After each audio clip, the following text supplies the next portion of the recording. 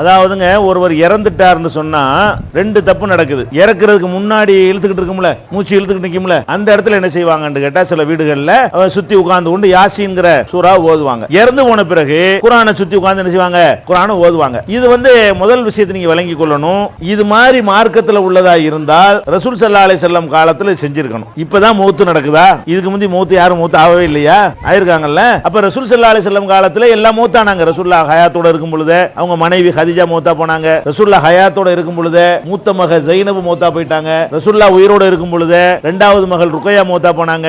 ரசூலுல்லாஹ் உயிரோட இருக்கும் பொழுது மூணாவது மகள் உம்மு குல்சும் மௌத்தா போனாங்க.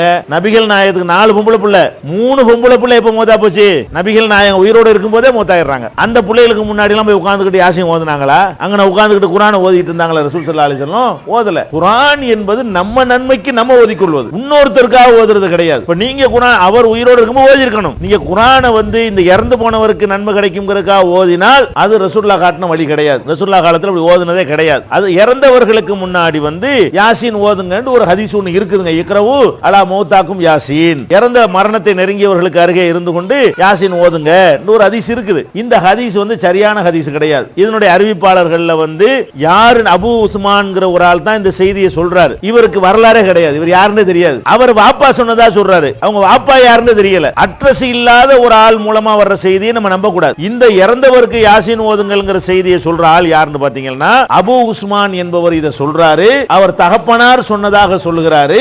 அபூ உஸ்மான் சொல்லி வரலாறுல தேடி பாத்தீங்கன்னா அப்படி ஒரு ஆளே உலகத்தில் வாழ்ந்ததே கிடையாது. அவர் வாப்பாங்கிறார். வாப்பாக்கு பேரு என்ன, எந்த ஊருக்காரரு, அவர் ஒழுக்கமானவரா? அதுக்கு ரெக்கார்டு கிடையாது. அப்ப வாப்பா சொன்னதாக மோகன் சொல்றாருன்னு வருது. வாப்பாவுக்கும் அட்ரஸ் கிடையாது, மோகனுக்கு அட்ரஸ் கிடையாது. அப்ப அட்ரஸ் இல்லாத ஒரு ஆள் சொல்றது நீங்க உலகத்துல நம்புவீங்களா? யாருன்னு தெரிஞ்சு நம்பிக்கையான ஆள் சொன்னா தானே நம்புவீங்க.